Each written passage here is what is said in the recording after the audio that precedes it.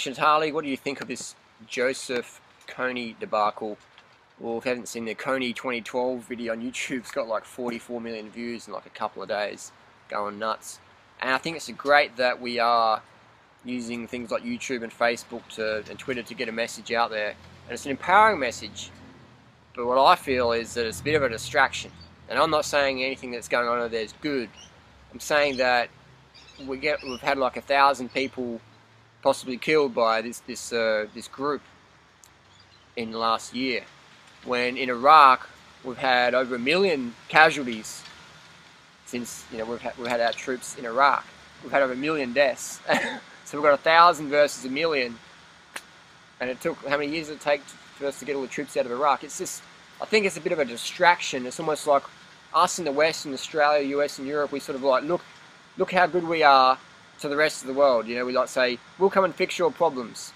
But meanwhile, we'll drop bombs in that country, we'll exploit this country, we'll chop down that country's rainforest to have our grass-fed meat and beef and sit in our little restaurants in New York or Sydney, Australia, and be all, pompous and pretentious or whatever, and we'll say, oh, Africa, you've got some problems, and we'll do that bit on YouTube and Facebook. I call it Slacktivism.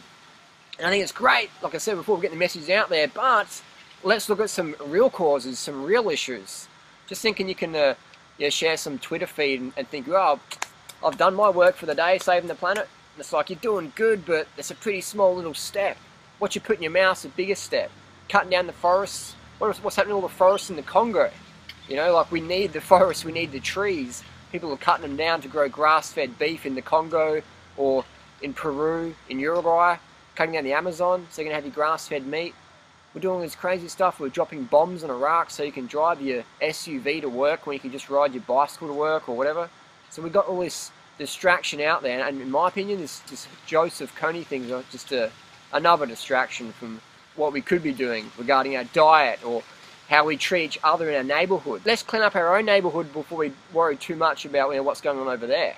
Otherwise we get into this complacency thing, like everything's okay because all the problems are overseas, when in actual fact the problems are often very in our own backyard, in our own house, whatever.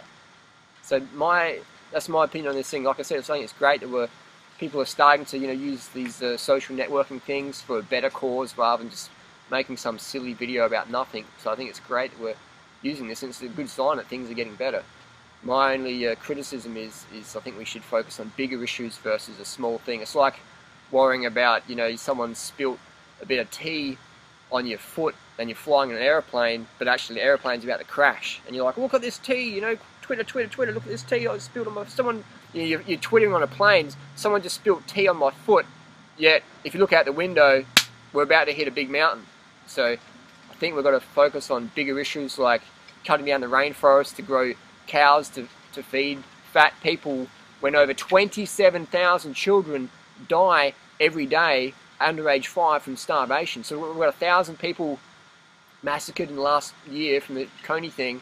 We've got over 27,000 children under age 5 die